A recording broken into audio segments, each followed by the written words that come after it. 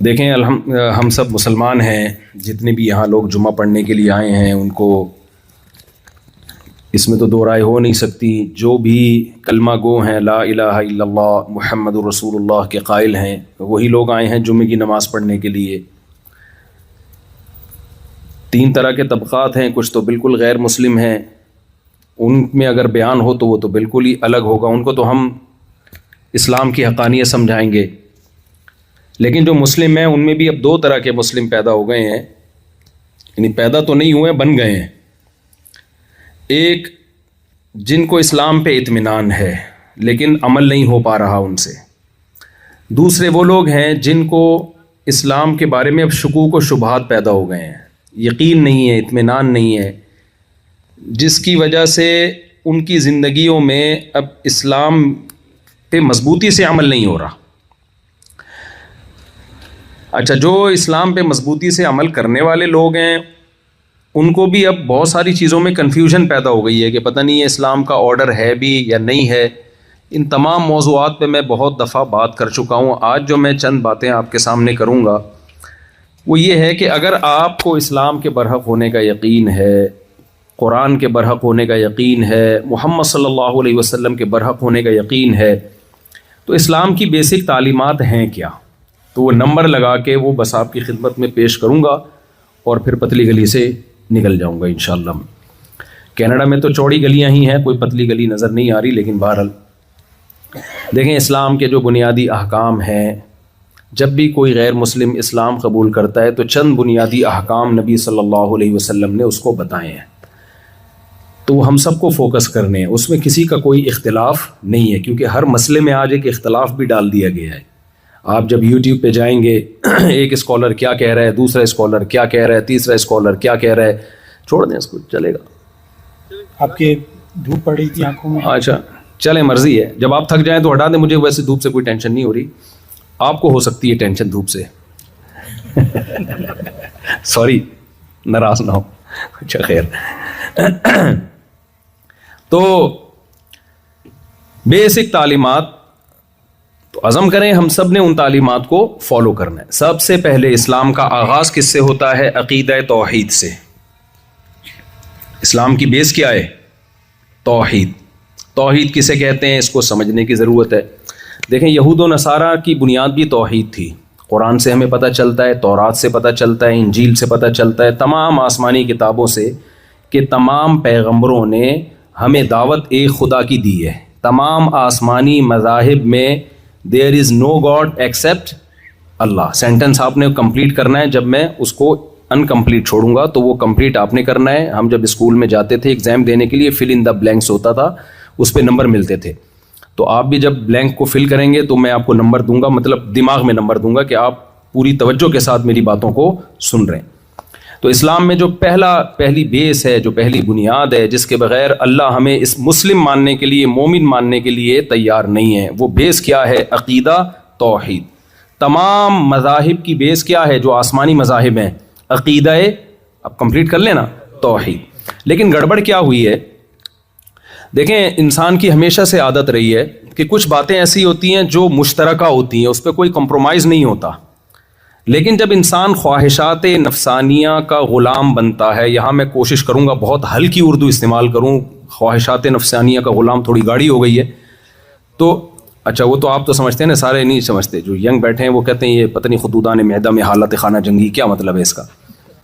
تو جب انسان اپنی خواہشات کے پیچھے بھاگتا ہے، دل کی چاہتوں کے پیچھے بھاگتا ہے، تو وہ کیا کرتا ہے کہ بہت سی چیزوں کی ڈیفینیشن کو چینج کر دیتا ہے۔ پھر وہ مثال کے طور پر آپ اگر شراب پینا چاہتے ہو، سب کو پتہ ہے بری چیز ہے، تو آپ اس کو تھوڑا سا لیبل کیا لگا دو گے؟ چینج کر دو گے اس کو، آپ کہو گے کہ یہ شراب نہیں ہے۔ جیسے حدیث میں آتا ہے کہ قرب قیامت میں لوگ شراب کا نام تبدیل کر دیں گے اور دبا کے پینا پلانا شروع کر دیں گے، نام چینج کر دیں گے۔ چرس کو آپ اینٹی ڈپریشن، چرس تو لوگ یہاں سمجھتے نہیں، لیکن جو انڈیا پاکستان سے ہونے والے ہیں وہ سمجھتے ہوں گے چرس کسے کہتے ہیں، تو اینٹی ڈپریشن نام دے دو گے آپ اس کا۔ تو اسی طرح خوب اچھی طرح سمجھیں کہ لوگوں نے کیا کیا کہ بہت سے جب مذہبی اسکالر نے جب دیکھا کہ عقیدہ توحید جو قرآن و سنت نے یا تورات اور انجیل نے بیان کیا ہے، اس توحید کے لفظ سے تو لوگوں کو محبت ہے، توحید کے لفظ سے لوگ دستبردار ہونے کے لیے تیار نہیں ہیں. لیکن آپ کو پتہ ہے مارکیٹ میں پرانی چیزیں نہیں چلتی, مارکیٹ میں ہمیشہ کیا چلتی ہے؟ اسے بول لینا نئی چیز. جب بھی کوئی نئی چیز مارکیٹ میں آئے گی تو اس کے خریدار بہت ہوں گے. تو عقیدہ توحید نیا نہیں ہے, یہ آدم علیہ السلام کے زمانے سے چلا آ رہا ہے. یہ کہاں سے چلا آ رہا ہے؟ ڈارون کی نظر میں بندر سے چلا آ رہا ہے, ہماری نظر میں کہاں سے چلا آ رہا ہے؟ آدم علیہ السلام کی. تو آدم علیہ السلام سے عقیدہ توحید چلا آ رہا ہے اور اس کی ڈیفینیشن بھی سیم ہے. اب ہوا یہ تھا کہ جب یہ عقیدہ توحید بیان کیا جاتا تو اس میں اٹریکشن ظاہر ختم ہو گئی. تو کچھ لوگوں نے کیا کیا, یہود و نصارہ میں کچھ یہود نے, کچھ عیسائیوں نے, زیادہ کام یہ عیسائیوں نے کیا. انہوں نے ایک نئی چیز مارکیٹ میں لائے کہ حضرت عیسیٰ ابن مریم وہ اللہ کے بیٹے ہیں. تو ظاہر ہے ایک نئی چیز جب مارکیٹ میں آئے گی تو لوگوں کے کان کھڑے ہوں گے نا, تو لوگ سارے ادھر آنا شروع ہو گئے. پھر انہوں نے اس پہ کتابیں لکھی اور وہ ایک پورا عیسائیوں کا فرقہ بن گیا. بھائی یہ تو توحید کے خلاف ہے. انہوں نے کہا نہیں بھی توحید میں یہ کہاں ہے کہ کوئی اللہ کا کوئی بیٹا ہے یا نہیں, خدا تین بھی ہیں ایک بھی ہے. بہرحال وہ جو انہوں نے پوری کتابیں لکھی, کتابوں کی کتابیں سیاہ کر دیں اور تثلیث کا جو عقیدہ ہے یہ عیسائیت کا حصہ بن گیا. تو نبی صلی اللہ علیہ وسلم نے فرمایا یہود و نصارہ نے جس ٹریک پہ یہود و نصارہ چلے ہیں نا, میری امت بھی اس ٹریک پہ چلے گی. صحیح حدیث ہے یہ.